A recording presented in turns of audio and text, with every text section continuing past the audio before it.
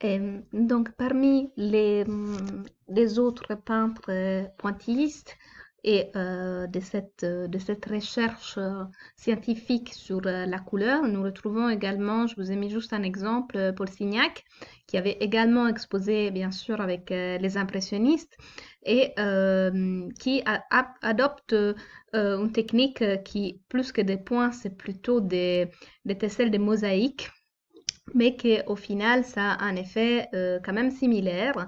Et là aussi, par rapport à la recherche des impressionnistes, c'est quand même quelque chose qui reste beaucoup plus statique, beaucoup plus figé que, ici je ne vous ai pas mis, mais que les peintures de Monet, de Renoir, etc. D'accord? Donc on sort vraiment de cette idée de l'impressionnisme en tant qu'impression d'un instant donné, d'une lumière qui va changer aussi l'objet et sa couleur. On est plutôt dans une recherche qui devient une recherche spécifique du médium de la peinture. Et cela sera d'autant plus vrai avec la recherche de Paul Cézanne, dont vous avez sans doute déjà entendu parler. C'est un peintre très célèbre qui a également exposé avec les impressionnistes, notamment, si je ne me trompe pas, avec vraiment dans la première exposition. Alors, son travail, évidemment, à des moments différents, il s'approche de cette peinture impressionniste, mais il va se développer différemment. En fait, lui, plutôt que se baser sur cette peinture de Monet, qu'on a autrement dit peinture rétinienne, il va s'intéresser au volume, à l'essence des objets qui se trouvent face à lui. Et donc, cela s'est produit d'un point de vue formel avec un changement que vous pouvez déjà voir ici dans cet autoportrait où nous n'avons plus des touches de peinture rapides qui vont aller en quelque sorte un peu lécher cette lumière qui tape sur les objets, mais nous avons plutôt un empattement de couleurs qui fait ressortir les volumes, les formes géométriques. Et d'ailleurs, lui, disons, sa démarche, la décrivait de cette façon. Il disait qu'il voulait peindre la nature selon les cubes, les cylindres et la sphère. Ce qui seront également les principes des peintres cubistes, dont Picasso. Donc, il est en quelque sorte, donc ce que je vous disais tout à l'heure, ces post-impressionnistes sont en quelque sorte précurseurs de plusieurs évolutions, on va dire, j'aime pas trop le mot, mais des démarches qui vont suivre juste après, d'accord? Et, euh, et donc, pour lui, cette couleur, c'est une couleur qui sert à construire l'essence du sujet. Alors, du coup, il s'agit d'une peinture ici aussi réfléchie. Ce n'est pas une peinture rapide où on veut saisir un instant. C'est une peinture qui est structurante. J'espère que ça sera clair lorsqu'on va regarder les images. Donc ici, notamment, je vous ai mis une nature morte assez typique. Il en a produit plusieurs dans les mêmes années. Et vous voyez comment on sort. Déjà, ce n'est pas du tout ni pointilliste ni impressionniste. Je m'excuse parce que la qualité de l'image n'est pas extraordinaire. Mais vous voyez comment il y a cet empattement de couleurs. Et il y a un autre aspect très important qui est celui de se détacher d'une représentation du réel, d'une représentation qui essaie d'imiter les sujets, la nature, ce qui se trouve face au peintre, mais d'aller étudier ces volumes sous plusieurs points de vue. D'ailleurs, si vous regardez cette peinture, la perspective, la construction de la perspective, la manière dont ces objets sont placés sur cette table avec ces drapés, etc., ne sont pas du tout naturels. On a l'impression que ces pommes sont en train de tomber de la table et qu'elles sont quasi à la verticale. Donc, si on regarde une table normalement constituée de cette manière, selon le point de vue qui semble être celui proposé par l'artiste, elle ne devrait pas être dans cette position, d'accord? Pareil pour l'ouverture, par exemple, ici de cette vase, etc. Alors, même les drapés, ce n'est pas un drapé qui nous évoque une souplesse, mais il nous évoque plutôt une rigidité qui est là pour aller étudier ces volumes, ces côtés essentiels des choses. Ici, je vous ai mis un exemple de Picasso, de ce qui se passera par la suite. Bien évidemment, là, on a un passage successif par rapport à l'étude de ces volumes qui est peut-être encore plus clair.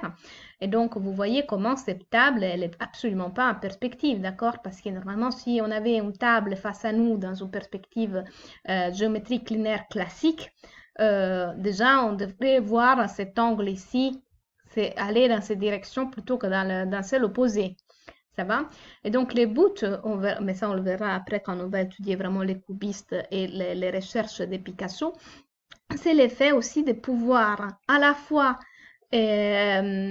inclure ces fameux changements qui étaient des changements aussi qui intéressaient Monet. Mais Monet, ces changements qu'il étudiait à travers la lumière, il ne les étudiait pas par rapport au volume. D'accord? Ici, c'est une étude qui est du temps et de l'espace et de comment pouvoir lire cet espace tridimensionnel à travers la peinture. Et donc, ça devient un discours sur la peinture et non pas sur les sujets représentés. Et c'est ça qui change de façon assez importante dans les recherches de Cézanne et qui sera ensuite menée par des artistes comme Picasso, Braque, etc. Alors ici, je vous ai mis un autre exemple. Pareil, peut-être qu'ici c'est encore plus clair, c'est une autre nature morte plus ou moins des mêmes années. Et là aussi, vous voyez bien que malgré qu'il y a une construction des profondeurs dans ce tableau, on voit en arrière-plan, en avant-plan, et qui est donné aussi par un changement de couleur, vous vous rendez bien compte que ce n'est pas possible, d'accord, que cette table soit mise de cette manière, avec cet angle-ci, on a clairement cette sorte de surapposition de points de vue qui n'est pas une maladresse technique, mais qui est vraiment une volonté de la part de Cézanne de s'intéresser à cette dimension volumétrique des objets à l'essence même des choses. Ça va? Et du coup, c'est un artiste qui va être capital pour vraiment les concepts de modernité dans le sens des autonomies de chaque médium, donc ici à l'occurrence de la peinture.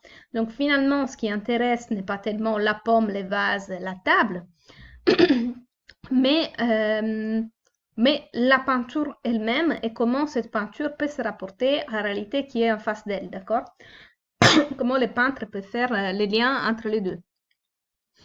J'espère que c'est clair, c'est quand même un peu complexe comme discours. Ici, excusez-moi. Ici, je vous ai mis un autre exemple où on a aussi des personnages, il n'y a pas que de nature morte chez Cézanne, et c'est les joueurs de cartes, c'est un tableau qui est assez célèbre. Et là aussi, vous voyez comment déjà cette nappe, elle se tient d'une façon tout à fait irréelle, au moins que ce soit une nappe rigide. Donc, on lui donne vraiment, ça ne l'intéresse pas d'aller étudier un drapé souple. Ce qui l'intéresse, c'est vraiment ce côté volumétrique des objets, en dépit d'une exactitude par rapport à la réalité. D'accord?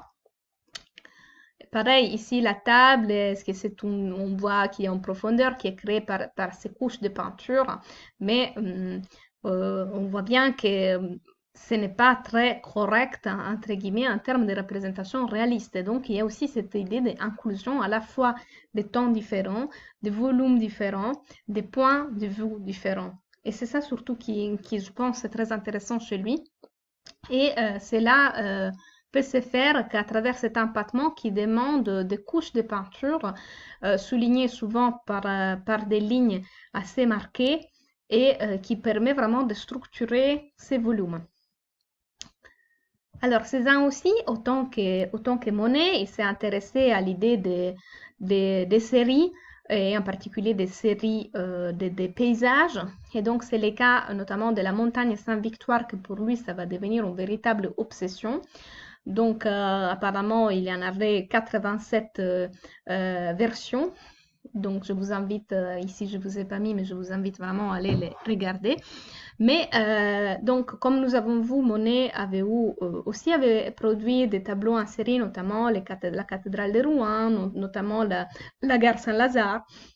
Mais l'approche est complètement différente parce que si la quête des monnaies, c'est une quête qui était vraiment de pouvoir saisir cette lumière à tout instant et de pouvoir comme ça créer une sorte de série quasi cinématographique d'un certain point de vue de tous les changements pendant la journée, de la lumière, des points de vue par rapport avec aussi un regard qui est un regard quasi photographique. Chez Cézanne, on va prendre un sujet qui est la montagne, qui est quelque chose de stable, d'ancré, avec des volumes très précis. Et l'idée, c'est de trouver vraiment l'essence de cette montagne en tant que volume. D'accord? Et donc, ces touches de peinture, finalement, ce n'est pas des peintures qui servent à impressionner l'œil, à laisser cette impression fugace, mais ce sont des touches de peinture qui construisent. Et qui construisent ce fameux 3 volumes dont nous avons parlé, les cylindres, la sphère et les cubes. Ça va?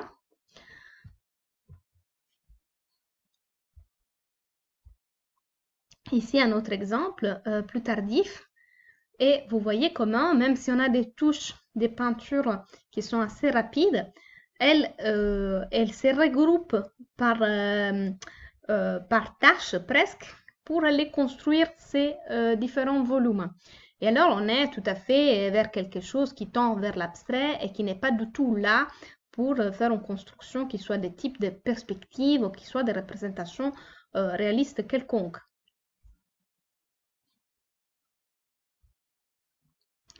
Alors, parmi les peintres qu'on considère post-impressionnistes, on retrouve également Vincent van Gogh. Donc, vous voyez déjà, on avoue, on avoue Cézanne.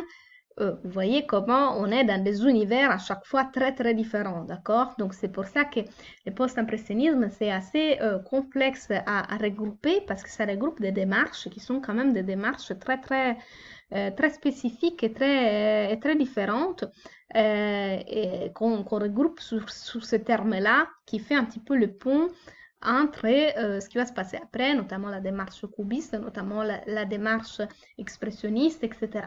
Ça va? Alors, Van Gogh, je pense que tout le monde, je ne crois pas qu'il y ait quelqu'un qui n'ait pas déjà entendu le nom Van Gogh.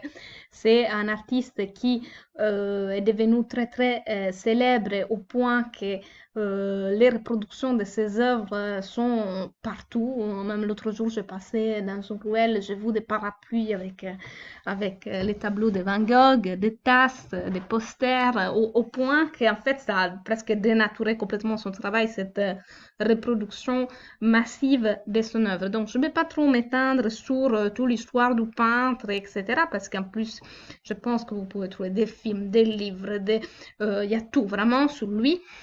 Mais on va plutôt essayer de l'inscrire dans les recherches de l'époque et un petit peu dans ce qu'il a pu apporter à ses recherches de l'époque.